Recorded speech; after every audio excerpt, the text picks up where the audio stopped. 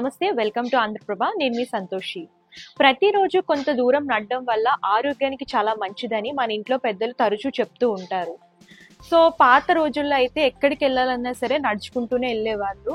So కాలక్రమేణా ఏంటంటే cycle కానివ్వండి, మోటార్ బైకులు కానివ్వండి, కార్లు కానివ్వండి, ఇవన్నీ రావడం వల్ల ట్రాన్స్పోర్ట్ అనేది ఈజీ అయిపోయింది. ఒక చోట నుంచి ఒక చోటికి వెళ్ళాలంటే ఈజీగా వెళ్ళిపోతున్నాం అనమాట. సో దీనివల్ల కొంతమందికి ఏంటంటే నడక అనేటప్పటికీ చాలా చిరాకు అనేది వచ్చేస్తుంది అనమాట. పక్కనున్న చిన్న షాప్ కూడా వెళ్ళడానికి కూడా బైక్ లేదా కార్ అనేది ఉపయోగిస్తున్నారు. సో దీనివల్ల ఏంటంటే ఆరోగ్యానికి చాలా దెబ్బతీస్తుంది అనమాట. సో రోజు నడడం వల్ల ఆరోగ్యంగా ఉంటారు, యాక్టివ్గా కూడా ఉంటారు. సో చాలా మందికి ఆరోగ్యం మీద అవగాహన ఉన్న వాళ్ళు ఏంటంటే రోజు కొంత దూరం నడిచి వాళ్ళు ఆరోగ్యంగా ఉండడానికి ట్రై చేస్తున్నారు. సో ఒక పరిశోధనల ప్రకారం రోజుకు 10,000 అడుగులు నడిస్తే గనక మన గుండె ఆరోగ్యం పెరుగుతుంది. అలాగే కాలేయం, కిడ్నీలు, మన శరీరంలో ముఖ్యమైన పార్ట్స్ అన్నిటికి కూడా మంచి ఎనర్జీ అనేది వస్తుంది అనమాట. సో ఇప్పుడు చాలా మంది నడిచేటప్పుడు కొన్ని మిస్టేక్స్ చేస్తూ ఉంటారు. ఆ చిన్న పొరపాట్ల వల్ల ఆరోగ్యం పైన చాలా దెబ్బతీస్తుంది, చాలా అనారోగ్యాలు వస్తూ ఉంటాయి. సో మనం నడిచేటప్పుడు ఎలాంటి తప్పులు చేస్తాము, దానివల్ల వచ్చే ఆరోగ్య సమస్యలు ఏంటో ఇప్పుడు చూద్దాం.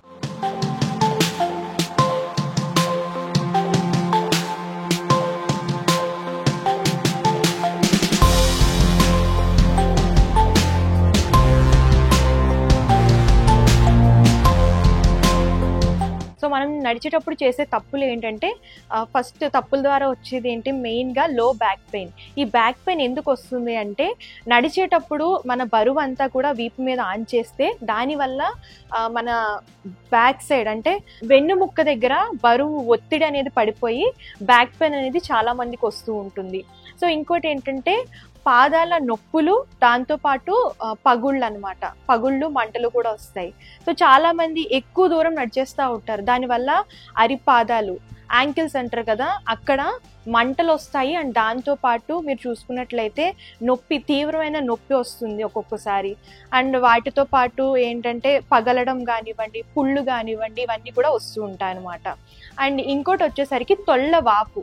చాలా మంది కొంచెం లావుగా ఉన్న వాళ్ళు ఏంటంటే ఎక్కువ నడడం వల్ల భారం అంతా కూడా తొళ్ళ మీద పడిపోయి సో దానికి ఏంటంటే తొళ్ళ లో భాగం నుంచి పెయిన్ అనేది వస్తుంది. దానివల్ల కూడా చాలా పెయిన్ వస్తుంది.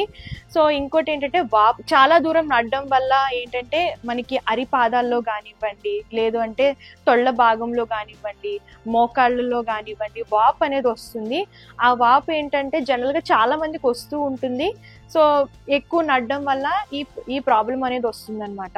ఈ 4 సమస్యలు మనం నడిచేటప్పుడు ఎలా నడవాలి, ఎంత దూరం నడవాలి, అంటే మన పొజిషన్ ఎలా ఉంది నడిచేటప్పుడు, అవన్నీ చూసుకుంటే గనక ఈ ప్రాబ్లమ్స్ అనేవి ఉండవు. సో ఎవరికైనా సరే ఆరోగ్య సమస్యలు ఉంటే డాక్టర్ని కన్సల్ట్ చేస్తే మీరు ఎంత దూరం నడవాలి, ఎలా నడవాలి, అవన్నీ కూడా వాళ్ళు సజెస్ట్ చేస్తారు. కాబట్టి సో ఒకసారి డాక్టర్ని సంప్రదించండి మీ ఆరోగ్య సమస్యలను బట్టి. సో వాళ్ళు ఎలా వాక్ చేయాలి ఏంటి అనేది గైడ్ కూడా చేస్తారు. సో ఈ వీడియో చూసారు కదండి. మరిన్ని లేటెస్ట్ వీడియోస్ చూడాలి అనుకుంటే మన ఛానల్ని సబ్స్క్రైబ్ చేయండి, లైక్ చేయండి, షేర్ చేయండి. Thank you.